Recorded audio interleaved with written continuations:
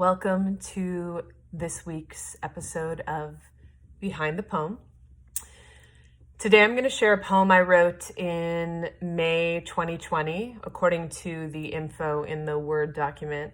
But that feels about right. It was early in the pandemic, and we should still be obsessed with washing our hands because that's hygienic. But I don't know about your experience, but where I was and everything I was witnessing and hearing was all about washing our hands and doing it for 20 seconds. And that singing happy birthday was a perfect amount of hand washing time. And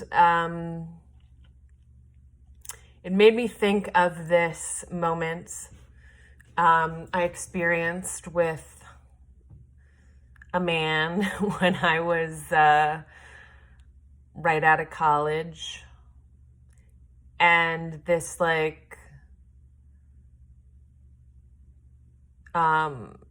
watching him wash his hands in the middle of the night after he went to the bathroom. And it was an image that really stuck with me for many years after that. So this was we're talking 2006, and it stuck with me for years. And I was I don't know, there was just something about wow, hygiene's great. And it should be baseline. It shouldn't have blown my mind at 23, but with all due love and respect to people out there, it blew my mind. And there was something about this new rigor around hand washing that made me remember that moment so loudly. And then I don't know what was going on. I'm trying to you'll see and hear, but then somehow this poem found its way to talking about misogyny, because why not? So I feel like sharing it this week. Whoop, did I just clap hard enough that I feel like wearing my Mickey sweatshirt. I feel like sharing it this week because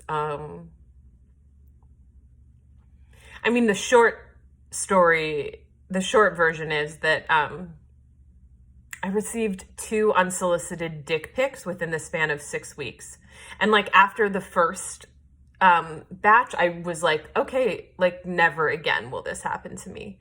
And then, 6 weeks later, boom, boom, boom, boom, boom, which yielded a really exhausting conversation about consent, where I say exhausting because while it seemed to be illuminating for the dick pic sender, who was just wow, I've never thought about asking someone before, and wow, I'm going to think of it differently now. I was great. I don't want to have this conversation on my free time. So if you want to talk to my manager and book me to come do consent education at your fill in the blank, great, but not on my free time. So I'm just thinking about, what I'm washing my hands of, if you will, and the things I'm willing to let linger. So, enjoy. Hand wash. I'm not saying that watching a man wash his hands after he pees is an aphrodisiac. I'm saying that hygiene, as something other than an afterthought in the middle of the night, is a sight to be seen. So what if we will not get naked on his parents' couch? So what if in the morning he will leave for birthright and I will drive home to Chicago with my dad? So what if in 14 years, okay, we're clear, we're on the same page. Cool. So what if in 14 years there will be a time when washing our hands becomes both a level way to know if you are the kind of man who wears a mask or the kind of man who is traumatized by singing happy birthday or both. Where we're going, all of us, hygiene seems to include another kind of decency and respect. It's not like I'm disappointed we didn't hook up that night on the couch. It's not like I think I drove 9 hours out of my way to blank. We're just saying blank. It's in there. It's in the poem. Maybe one day you'll know what it is, but I'm trying to be a little anonymous here to blank just to get a kiss.